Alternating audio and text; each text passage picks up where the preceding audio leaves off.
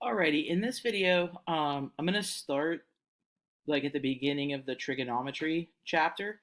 If there's some things that you were in class for, you can obviously maybe just listen to them again or fast forward through them, but I'm pretty sure I'm at the right spot with like kind of what to start helping you with.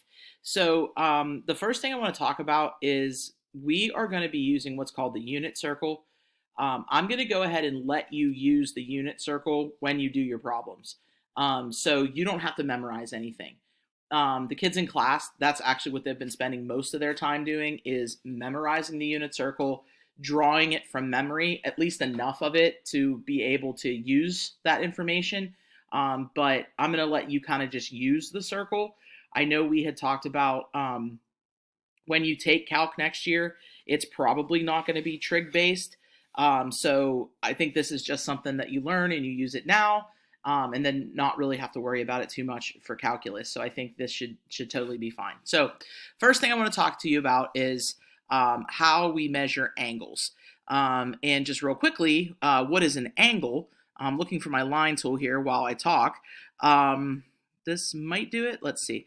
So yeah, here we go. There's 1, 2. So those are actually what are called rays.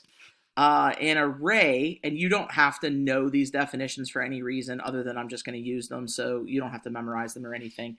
So a ray is a part of a line. Sometimes they'll call it a half line. And what a ray does is it has an end point and then it extends in one direction forever. So if you look here, what I've done is I've had two rays intersect at a point, and when two rays intersect at a point like that, it's called a vertex. And again, don't worry about memorizing this, just getting you some ideas. This little space in between here that is created by the intersection of the two rays, that's called the angle. All right, so an angle is just simply what is created by the intersection of two rays.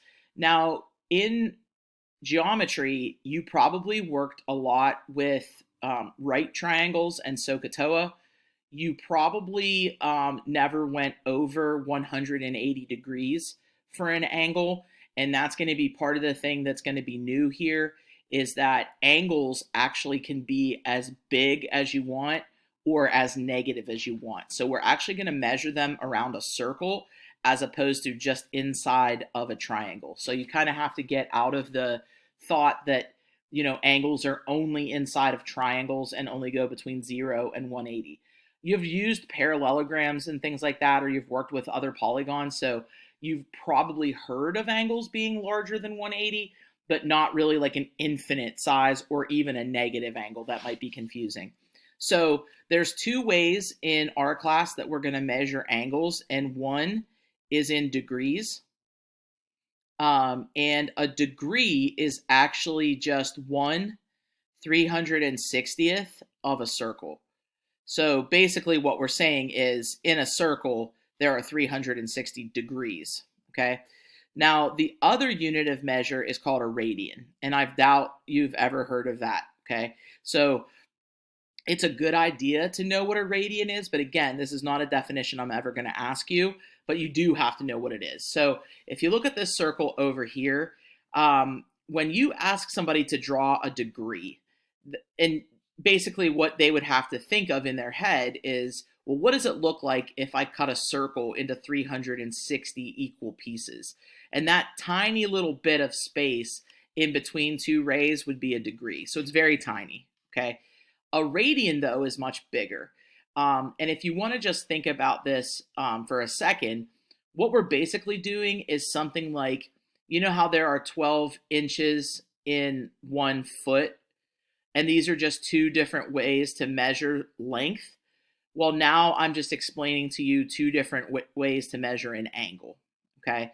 So an angle can be measured in degrees, and that one you're probably used to, but an angle can also be measured in this other unit of measure called a radian. And here's what a radian is. So if you look at this circle, if I take the radius of the circle, so I'm going to do some highlighting here for you to make this make sense. So right here, this is the radius of the circle.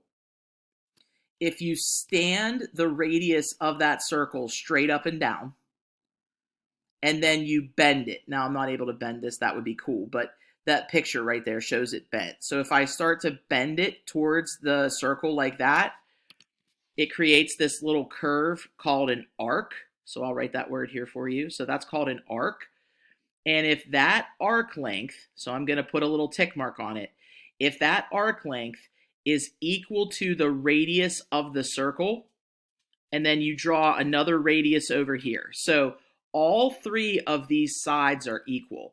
It's easy to tell that these two sides are equal because they're both the radius of the circle. But, give me 1 second. My dog just pulled garbage out of the garbage can. Okay, sorry about that. All right, so if the radius of the circle, so these are both a radius, which we call radii, right? These guys right here.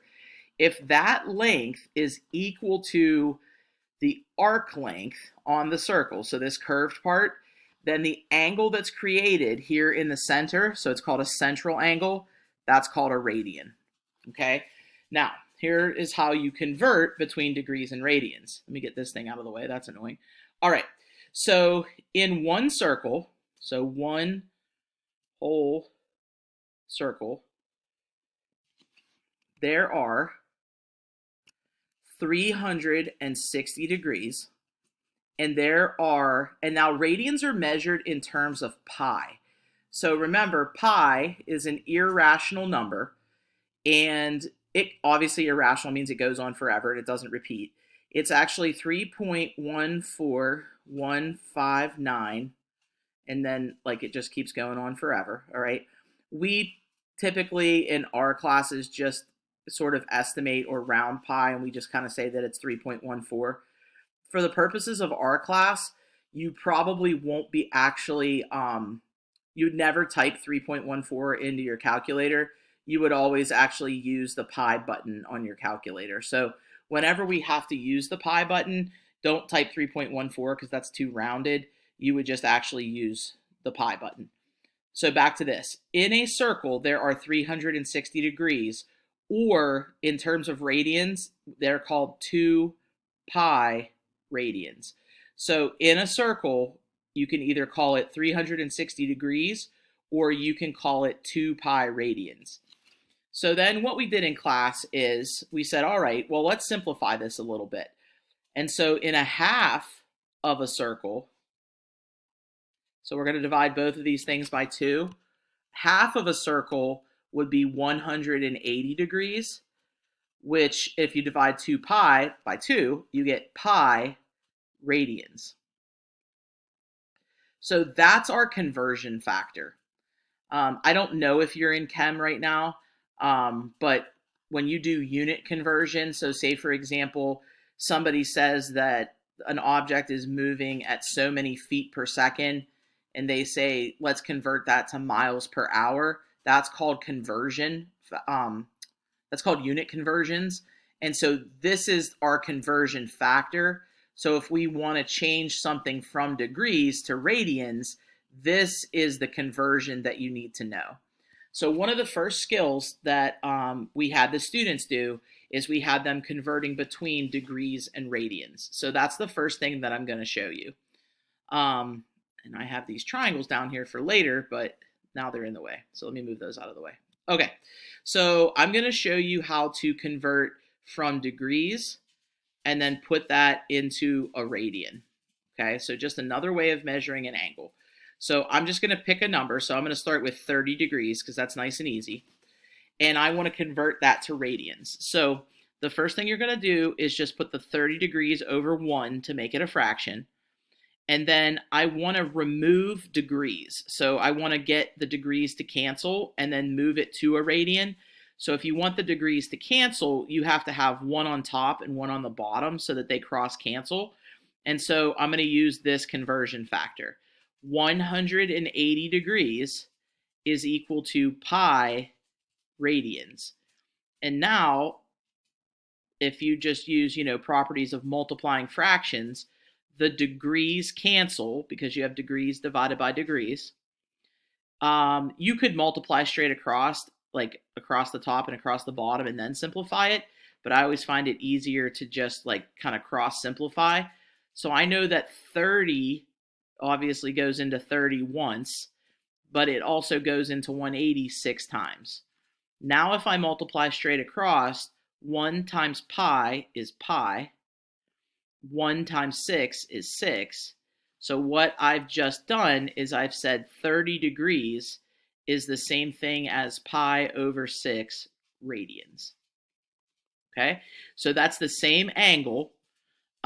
It's just one is measured in degrees and the other is measured in radians.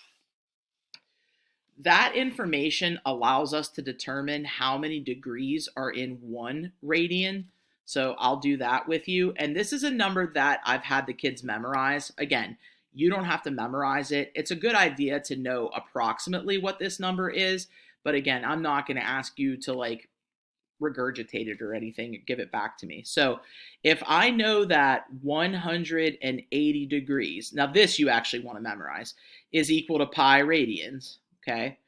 Then if I want to know how many radians are in a degree, like 1 degree, I would divide both sides by 180 because I want to get 1 degree. So that's what I have now.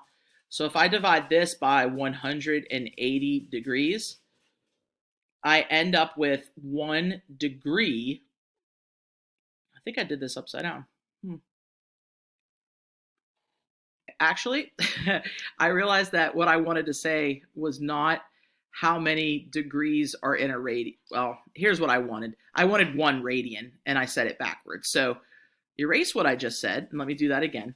If 180 degrees is equal to pi radians, my goal is to figure out how many degrees are in 1 radian, not the other way around. So if I want 1 radian, then I'm going to divide both sides by pi. Okay, so I'm trying to figure out how many degrees, so how many degrees are there in 1 radian? Okay, that's the math I'm trying to do. Sorry about that. So obviously, like I happen to have this memorized, but I'll pull up a calculator for you and just show you. And if you don't have your own calculator at home, the easiest thing to do is just use Desmos. I use the graphing calculator part, but if you go up to, and let me see if I can actually show you this because I have my screen pulled down a little bit. If you go up here to where it says math tools, so right here, and you click that, there's a scientific calculator right there. But I prefer this graphing calculator anyway. So let me move this back down. I think, yeah, there we go. Okay, so let me go back to the screen and I'll show you what I'm doing. I'm trying again to figure out how many degrees are in 1 radian.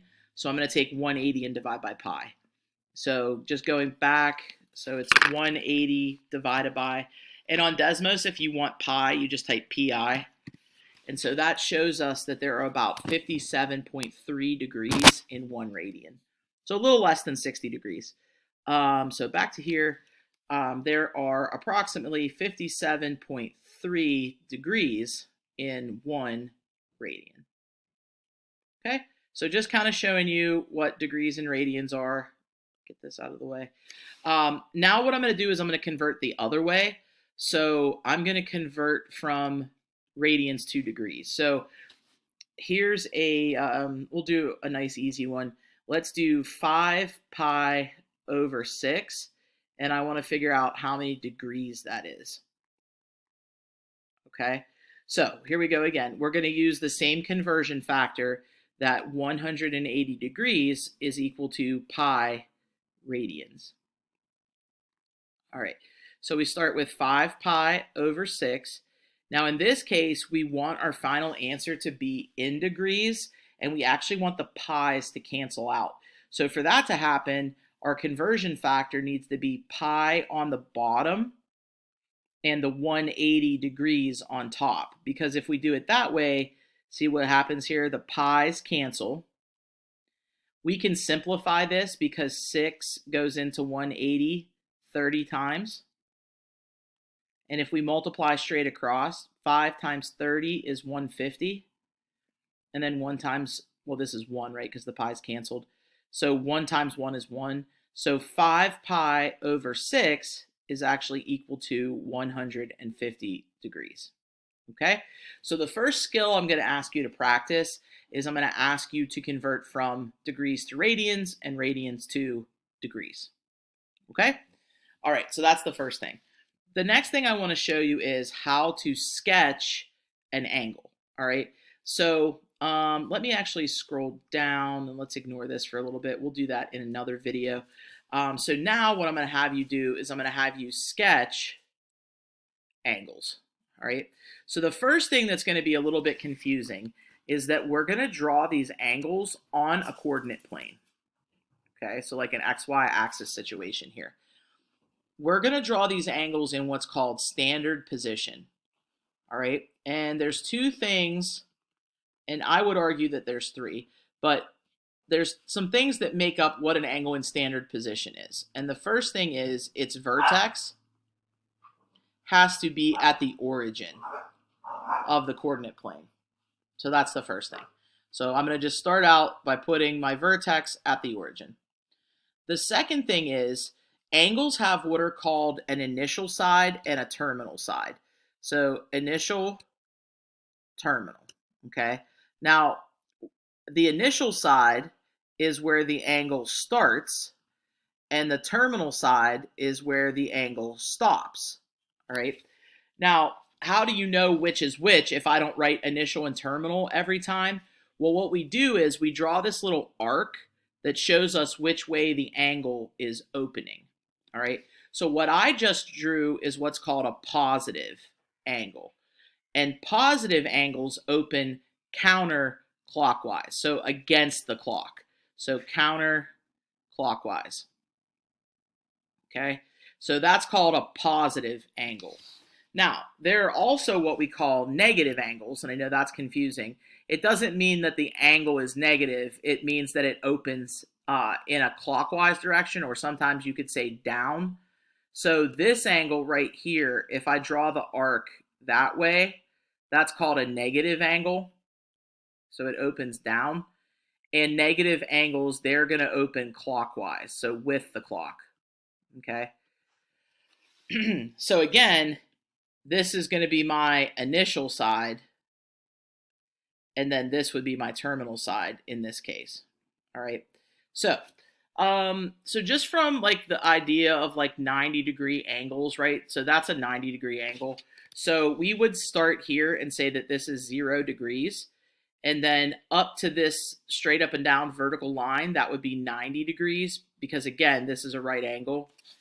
And then if this is also a right angle, that makes this 180 degrees. Again, right angle there. So if you add 180 plus 90, you get 270 degrees. Again, right angle here. So this is also 360. Now we can actually keep going. So just once around the circle is 360, but you can keep going and add 90 more to get 450.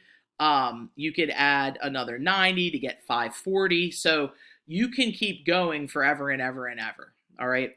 So the way you make sure that this angle that you're going to draw is in standard position is that its vertex has to be at the origin, and then its initial side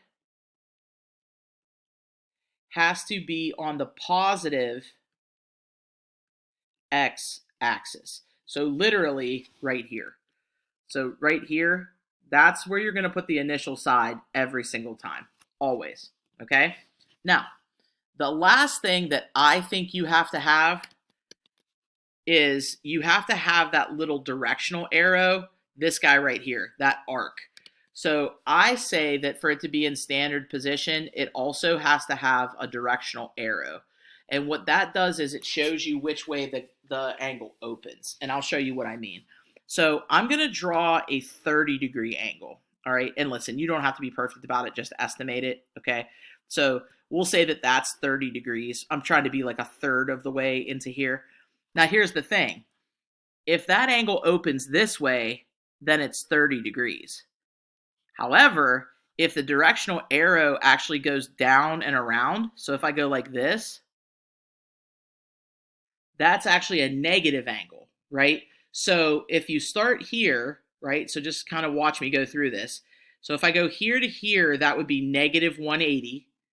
and then another 90 would be negative 270. If I made it all the way to the x-axis, so if I went all the way around, that would be negative 360, but that's not what I'm doing. I'm actually going to stop 30 degrees short.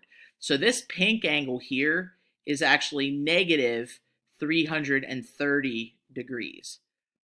So if you go around and you stop 30 degrees short, that would be a negative 330 degree angle. So that's why if you're going to draw me a 30 degree angle, you have to have this little directional arrow in there so that I know what you mean. So I'm going to do another angle with you, okay? So I'm going to show you actually what's called a wrapped angle.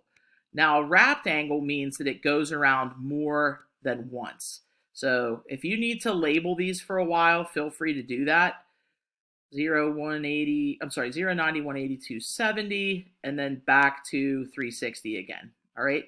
So I'm going to draw, let's see, if I do 360, let's draw a 360 plus 1, we'll do a 495 degree angle, okay? Now, if I go once around, so once around the whole way, right? That's 360. So what I'm doing here is I'm trying to figure out where I have to put my terminal side. So if I subtract this, that's 135 degrees. Well, 135 degrees is halfway between 90 and 180. So here's my angle, right? So my initial side would be right here, and my terminal side would be halfway between 90 and 180 because that's 45 degrees. So 90 plus 45 gets me the 135. So I'll write that here for you. That's 90 plus 45. So now if I just went like this, I just drew a 135 degree angle. That's not big enough, right? It needs to be 495. So what I need to do is go around once to get my 360 and then add another 135 degrees. So that is a 495 degree angle, okay? So I'm going to leave you with that. I'm going to send you a worksheet to practice, or I might do a Delta Math. So I'll do a worksheet. That'll be fine. And then when you're done with it, you can take a picture of it and send it back to me because you're going to have to draw some angles. You can just draw those on a piece of paper, okay? And nothing has to be super accurate, all right? If you need to do a 30 degree addition, right? So for example, if you want to draw 120 degrees, that's going to be 90 plus 30. Well, 30 is a third of the way into the next quadrant. So we start here, right? 90 would be up here, and then I need to add on 30 degrees. So just go about a third of the way into the second quadrant, and that's going to be a 120 degree angle, okay? So I'm going to go ahead and send you a little worksheet to do this where you'll convert between degrees and radians, and then you'll also try to sketch some angles, okay? When you're done with that, send me an email. Just take a screenshot of it or send me a picture. I'll give you some feedback on it, and then we'll go on to the next lesson, okay? Take care.